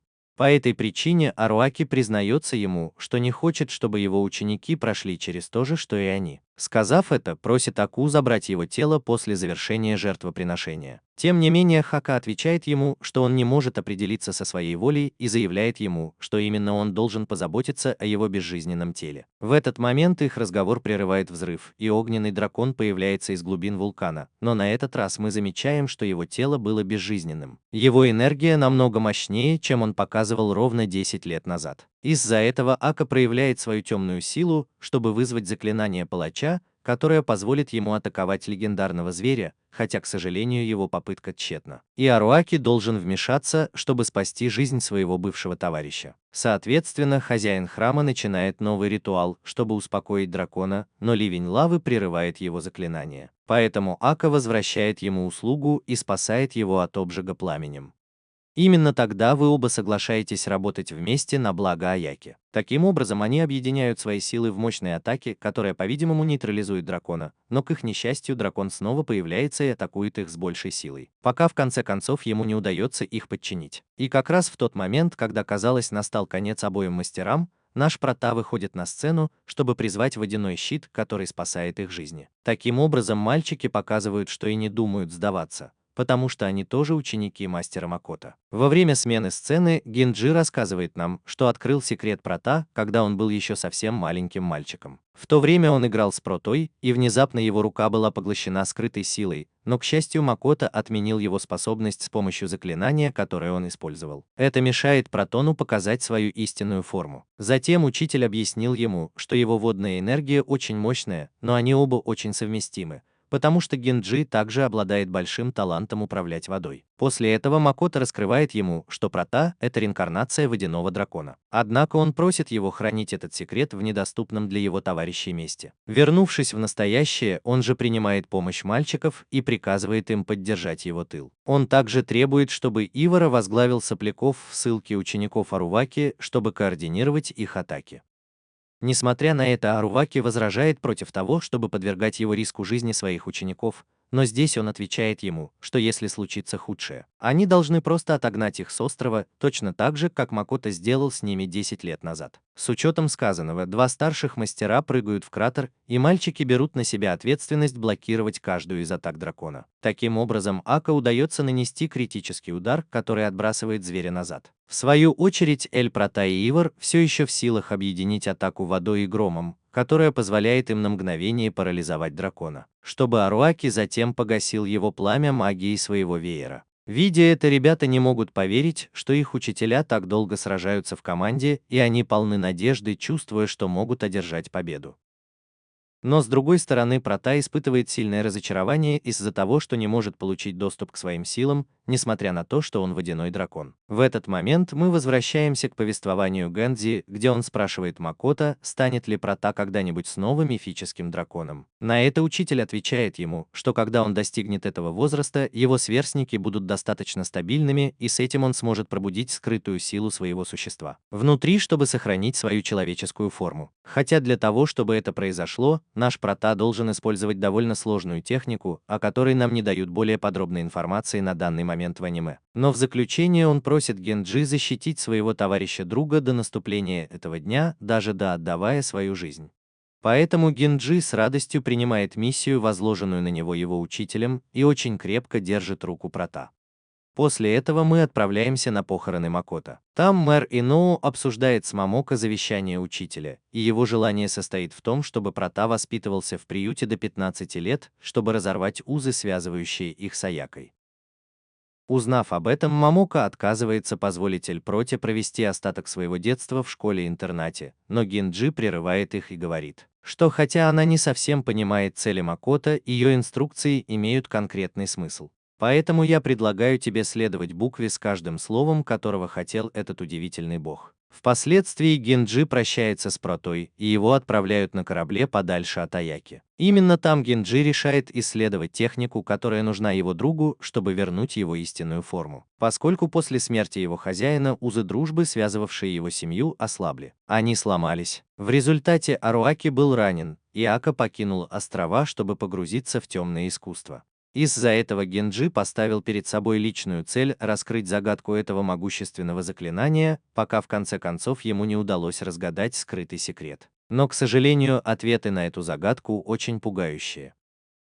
Вернувшись в настоящее, Арваки начинает с ритуала по приковыванию огненного дракона. Однако его техника неэффективна, и зверь освобождается от его чар. Впоследствии Ака вызывает полную силу темных искусств и становится полноценным демоном. Именно тогда мы замечаем, что его внешность радикально меняется, учитывая, что его кожа становится красной, а в центре лба появляется глаз Арамитамы. После этого корова изливает свою ярость серией жестоких атак, но ее удары не причиняют дракону никакого вреда. Затем Аруаки визуализирует поражение своей команды и намеревается выполнить заклинание, чтобы телепортировать мальчиков в безопасное место. Столкнувшись с этим, Прота сетует на то, что не понимает природу и предназначение своей внутренней силы, в то время как остальные его друзья выступают против того, чтобы покинуть страну. Поле битвы. В этот момент на сцену выходит Генджи, чтобы помешать мальчикам уйти. Он также говорит им перестать плакать и остановить заклинание Аруаки. Давайте продолжим рассказ Генджи. Таким образом раскрывается, что секретная техника, которая может восстановить силу водяного дракона, требует жертвоприношения. Но чтобы понять это, мы должны знать историю легенды островов Аяка. Оказывается, давным-давно один из драконов, охранявших архипелаг, ослаб, а другой потерял контроль. С одной стороны, водяной дракон отвечает за жизнь, а огненный дракон делает все наоборот. В результате течения вышли из равновесия, плодородные острова были сожжены, и ничто и никто не мог продолжать жить в этом месте. Затем появился легендарный мудрец, который в обмен на свою жизнь использовал технику, которая вернула его силы слабому дракону, который вот-вот должен был исчезнуть. В результате водяной дракон вернул огненному дракону гармонию, и остров с восстановленным равновесием снова расцвел. Однако по прошествии очень долгого времени гармония между двумя драконами снова нарушилась. Поэтому мастер Макото адаптировал эту легендарную технику к своему стилю и создал водяного дракона, или скорее наш Прота примет человеческую форму, чтобы вырастить его как своего собственного сына, в конце концов так же, как древний мудрец намеревался отдать свою жизнь в обмен на то, чтобы заставить его восстановить свои силы. Узнав об этом, Генджи подумал, что это должно быть шутка, но после того, как он много раз перечитал труды своего учителя, он наконец смог понять, что это божественная техника, которая может восстановить гармонию драконов. В заключение Генджи комментирует, что эта легенда объясняет причину, по которой Макото пожертвовал своей жизнью, чтобы спасти Прота, и, как и его собственный, принял решение стать следующим колдуном, который выполнит технику жертвоприношения, поскольку не имея родственников и будучи свободным как ветер. Макото решил, что он будет первым, кто выполнит технику жертвоприношения. Ему больше нечего терять, отдав свою жизнь за народ, который он любит. Но вместо этого Генджи решил сделать все, что он хотел до сегодняшнего дня, что ему нужно было пожертвовать собой, чтобы снова спасти жизнь Прота. По этой причине он решил наслаждаться каждым своим днем, чтобы прожить короткую, плодотворную и счастливую жизнь. Затем Генджи объясняет, что он занял место мэра Иноу, чтобы забрать Прота из приюта до его возвращения на остров Саяка. Хотя обычно не ведет себя странно, признается, что очень нервничал, когда снова встретился с ним. Поскольку, несмотря ни на что, он похож на своего отца, младший брат, и человек, которому он готов отдать всю свою жизнь, это он. Он также поясняет, что изначально был разочарован мрачным и апатичным характером Проты, который, несмотря на чувство крайнего одиночества, отказывался общаться с другими людьми. Однако его восприятие изменилось после того, как он провел с ним больше времени. Таким образом, он обнаружил, что Прата очень честный парень, и ему нравилось видеть, как он улыбается. После этого он подтвердил свое желание пожертвовать собой, чтобы спасти жизнь своего лучшего друга. Но когда наконец пришло время, Генджи почувствовал ужасающий страх, который заставил его дрожать с ног до головы. Именно по этой причине он оставил Прата на ступенях храма и направился к могиле своего учителя, чтобы успокоить свои мысли. Именно тогда Генджи рассказывает, что он тайно изучал и практиковал технику жертвоприношения все свое детство, то есть, к сожалению, его уже подготовили к смерти. Он также упоминает, что чувствует себя очень счастливым, следуя наследию Макото, и хотя он не хочет прощаться с этим миром, его решения таково очень твердые и непоколебимые. Вернувшись в настоящее, Генджи говорит Проте, что он знает секретную технику восстановления своей силы как водяного дракона, поэтому он не хочет прощаться с этим миром. Пусть он ответит вам, что хочет защитить острова и всех их жителей. И если его истинное «я» обладает способностью достичь этого, то он готов превратиться в этого дракона. Услышав это, Генджи приходит в восторг и произносит заклинание, которое телепортирует их на комический остров в жизненных потоках. Как только они окажутся там, они объяснят следующее. Чтобы водяной дракон восстановил свою истинную силу, легендарный Миякуцуги должен выступить посредником, чтобы соединить душу дракона с потоками. С учетом сказанного, Генджи признается ему, что собирается отдать свою жизнь, чтобы он мог вернуть себе всю свою силу, однако Прата возражает принять его предложение. Судьба смерти, но Генджи держит его за руку и бежит к обрыву, чтобы затем прыгнуть в глубины пропасти, но внезапно они приземляются в океане измерений, где находится тело водяного дракона. Таким образом, Генджи действует как энергетический канал, который позволяет душе Протона соединиться с этим телом дракона. Следовательно, сознание и душа Гэндзи исчезают, и Прата немедленно возвращается в вулкан. В этот момент безжизненное тело Гэндзи падает на землю, и в конце концов Прата превращается в самого водяного дракона, в результате чего кратер четвертого острова разрушается затопи. Затем мы углубляемся в недавний анекдот, в котором Генджи крадет рыбу, которую Момоко купила для приготовления карри. Столкнувшись с этой ситуацией, Прата противостоит ему и называет его эгоистом, но Генджи отвечает ему только тем, что думает прожить свою жизнь в полной мере до дня своей смерти. Вернувшись в настоящее, наш Прата в образе водяного дракона начинает колоссальную битву с огненный дракон. В то же время Аруаки и Ака вызывают энергетический барьер, чтобы защититься от остатков их атак. После этого Шатара и Ака задаются вопросом, как получилось, что Прата теперь стал водяным драконом. В то время как Ивара спрашивает учителей о том, что может случиться, если Прата проиграет эту битву. Именно тогда Аруаки объясняет, что на самом деле два дракона не сражаются друг с другом. Это потому, что двум существам необходимо дополнять друг друга, и столкнувшись лицом к лицу, они могут восстановить гармонию, которая их связывает на самом деле. Поскольку они оба похожи на весы, которые служат только тогда, когда у них есть две тарелки, чего люди явно никогда не смогут понять или сделать. Впоследствии Ака спрашивает Аруаки, верит ли он, что Прата может вернуться к ним, но Аруаки не знает, какое заклинание Макото я использую с ним. Поэтому он не знает, сможет ли Прата вернуться в свою человеческую форму в какой-то момент. И в противном случае его физическое тело покидает его. Чтобы дезинтегрироваться, чтобы вернуться к жизненным потокам, по этой причине они могут ограничиться только внимательным наблюдением за битвой. В конце концов, Прата связывается с огненным драконом и извиняется за то, что оставил его в покое. Он также оправдывает свое духовное отсутствие слабостью и страхом, который он испытывал перед проявлением своей внутренней силы. С учетом сказанного, оба дракона начинают танец на небесах. Именно тогда мы замечаем, что нечистоты дракона начинают исчезать, а вместе с ними закрывается и его глаз Арамитамы. В результате цикл гармонии между ними начинает восстанавливаться, чтобы вернуться к своей первоначальной форме. В то же время тысячи митом выходят из воды и поднимаются в небо. Таким образом, два дракона сливаются воедино и рассеиваются во вспышке света, которая охватывает весь архипелаг. После завершения ритуала Ивара обнаруживает, что наш Прата стоит рядом с безжизненным телом Генджи, и что он больше ничего не может сделать, чтобы вернуть его к жизни, чувак. Прата отказывается признать, что Генджи мертв. Одновременно мэр и не получает звонка, где ему сообщают, что огненный дракон смог восстановить свою гармонию. Из-за этого работники мэрии начинают праздновать, но быстро на лице мэра Сиеди Мароны появляется выражение счастья, узнав о жертве, принесенной Генджи ради благополучия города. Аяка. С другой стороны, Ивара и Ака возвращаются в штаб-квартиру призрака, где их радостно встречает Макита и сообщает, что им удалось нейтрализовать всех сарамитамов в городе.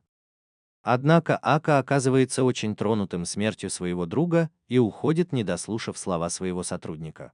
В то же время Арваки забирает Проту обратно в свой дом, где в конце концов встречает Момоко и объясняет ей судьбу Гинджи. На следующее утро они начинают похороны Гинджи. Там собираются его друзья и подозревают, что Гинджи знал, что он может умереть во время битвы с огненным драконом. По этой причине он никогда не платил свои долги и старался наслаждаться каждым днем в полной мере. С другой стороны, Ивара, Шатара и Яко встречаются, чтобы поговорить о своих прекрасных воспоминаниях о нем, но, к сожалению, у них их нет, так как Гинджи всегда делал их жизнь невозможной и насмехался над ними.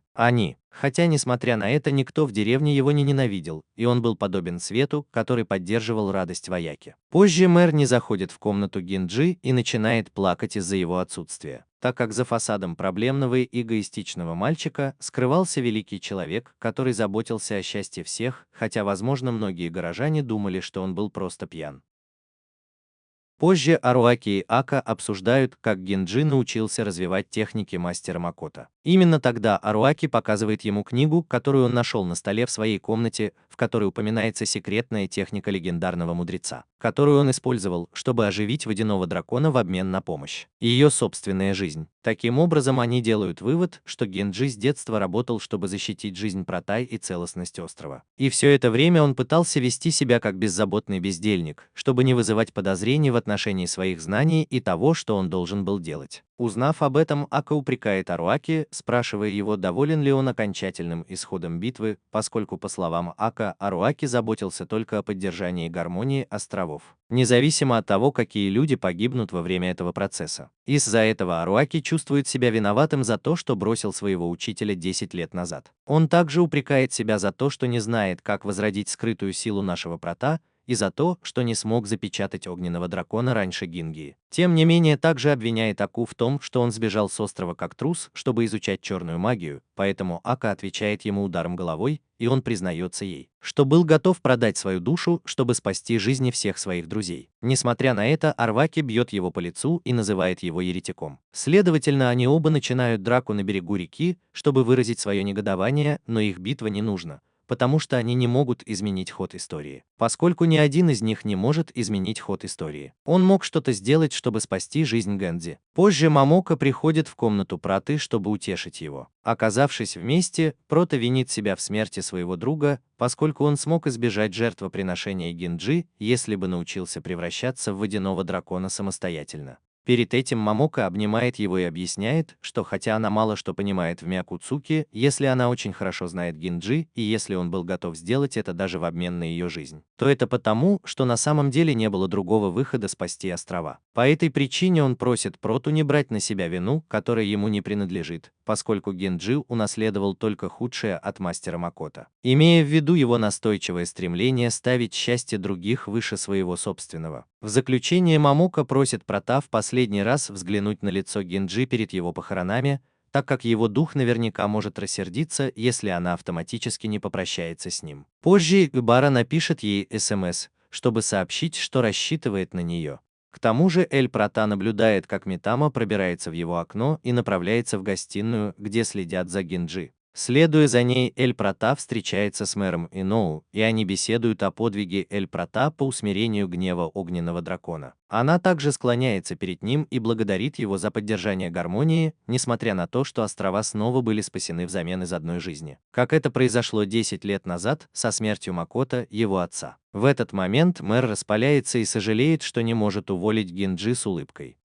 Позже Прота подходит к трупу своего друга и называет его эгоистом за то, что он не подумал о последствиях, которые повлечет за собой его отъезд, но внезапно его глаза загораются. И он снова переносит комические острова в жизненные потоки, где, к своему удивлению, обнаруживает, что Гинджи держится за гигантский посох, чтобы его не поглотила энергия потока. Встретившись лицом к лицу с Гэнзи, он просит Прота спасти его, но тот не знает, что делать, чтобы вернуть его в человеческий мир. Поэтому Гинджи предлагает активировать его силу, чтобы он мог ему помочь. Хотя, к сожалению, Прота возвращается в свое человеческое тело, а Гинджи шатается в духовном мире. После этого Прата рассказывает Момока и Мэру, а не о том, что душа Генджи все еще находится в жизненных потоках, поэтому есть надежда, что они смогут спасти его жизнь. Но для этого им нужна поддержка всех их друзей. Сказав это, просит вас собрать учителей, учеников, чтобы провести новый ритуал. Сразу после этого Прата начинает бегать по острову, и его глаза автоматически загораются. В результате вокруг него появляется гигантская волна, а затем он перепрыгивает через нее, и ему снова удается превратиться в самого водяного дракона. В этот момент всем удается почувствовать пробуждение водяного дракона, и они задаются вопросом, какова цель Прата, чтобы снова проявить свою истинную форму. Сразу после этого Прата направляется к 4-му острову и заявляет, что ему нужно найти сердцевину потока, где Генджи оказался в ловушке. Таким образом, он ныряет в кратер, и ему удается найти источник потока жизненных потоков, который является местом, где жизнь течет, переплетаясь с другими потоками. Каждый дух, который обитал во Вселенной в определенный момент времени.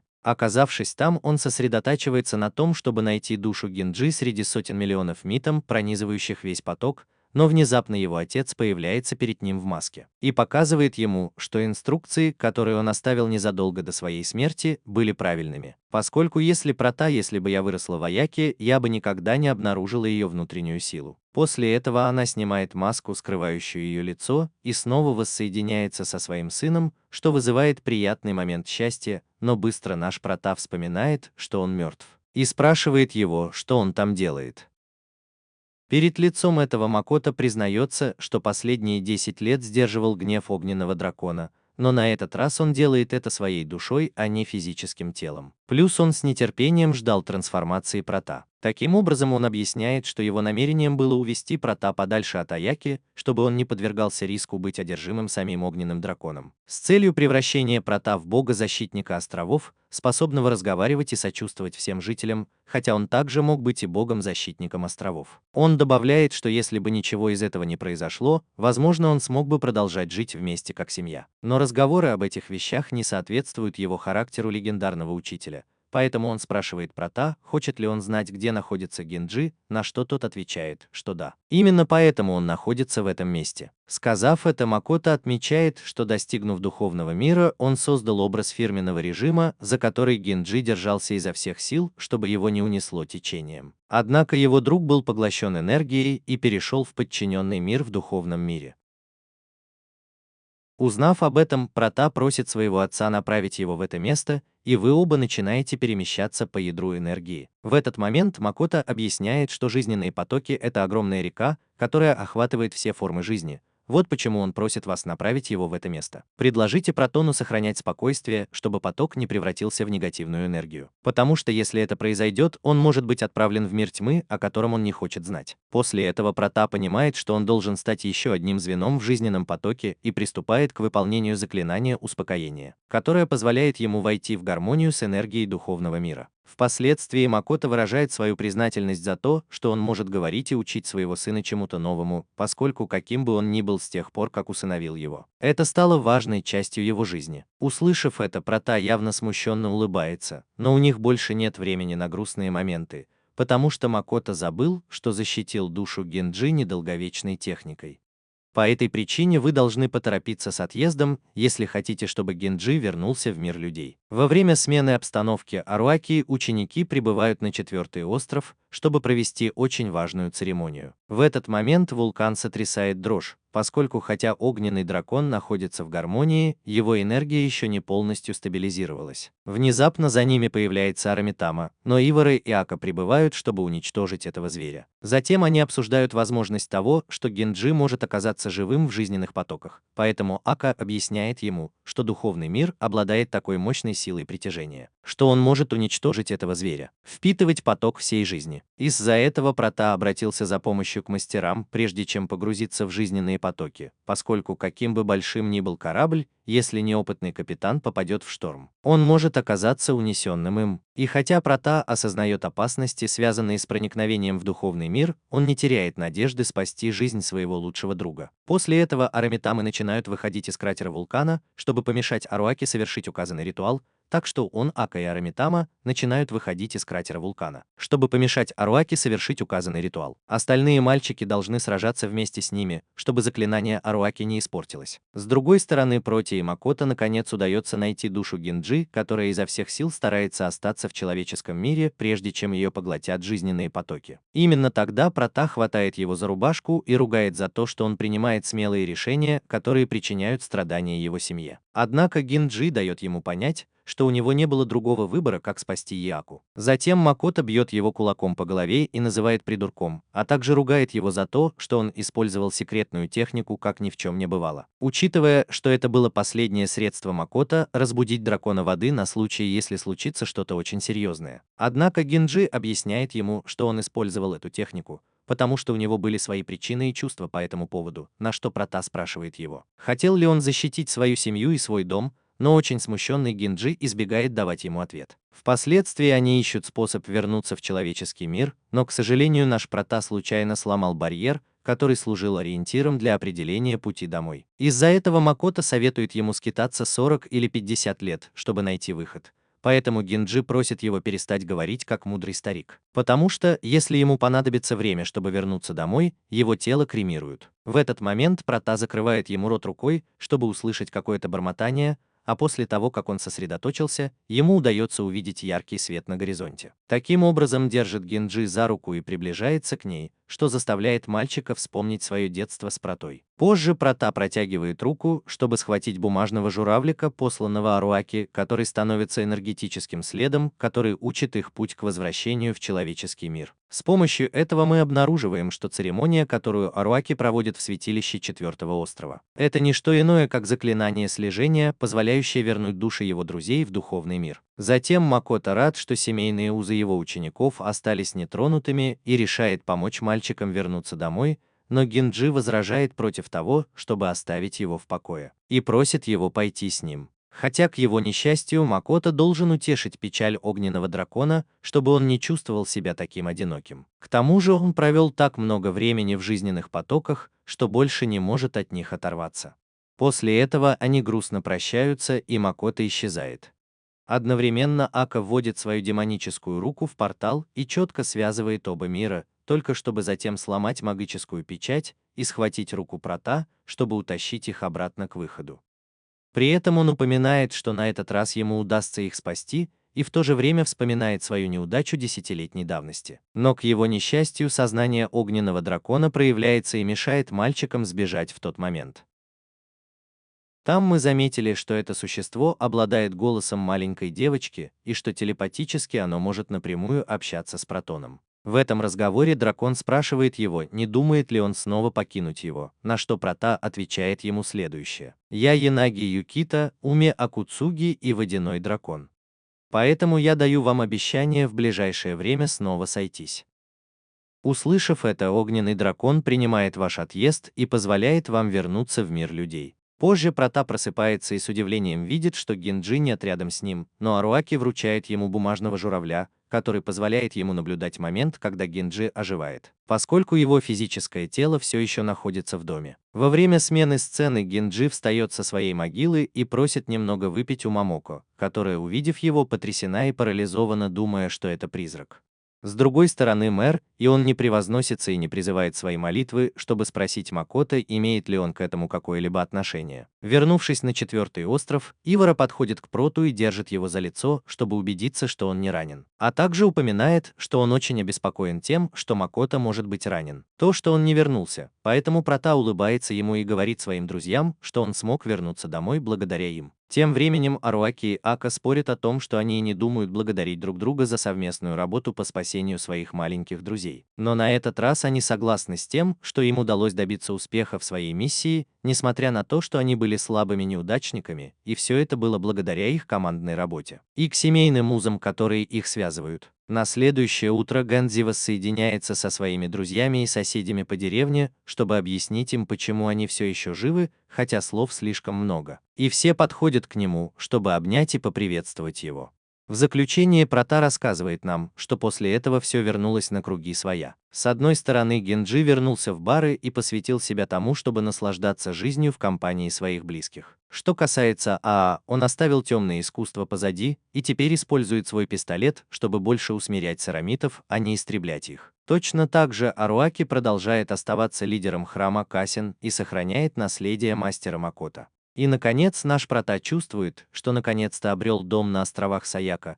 Кроме того, он собирается вернуться в среднюю школу компании Бары Шатара и Яка. Наконец-то он описывает свое приключение с чувством привязанности, ностальгии, веселья, интенсивности и безумия. Но надеется, что вскоре эти эмоции снова проявятся в очередном путешествии по островам Аяка. И на этом эта потрясающая история заканчивается. И если ты дошел до этой части видео, не забудь прокомментировать секретное слово, которым будет дракон, и не забудь оставить свой лайк, нажать кнопку подписки и активировать колокольчик, что чрезвычайно важно. Кроме того, если ты хочешь поприветствовать меня в одном из видео или хочешь порекомендовать мне аниме, чтобы подвести итог в следующем видео, подпишись на меня в Instagram, которое будет по ссылке в описании и в прикрепленном комментарии, так как очень скоро я буду здороваться со всеми, кто следует за мной. И без лишних слов, что сказать им, Пина Колоса прощается.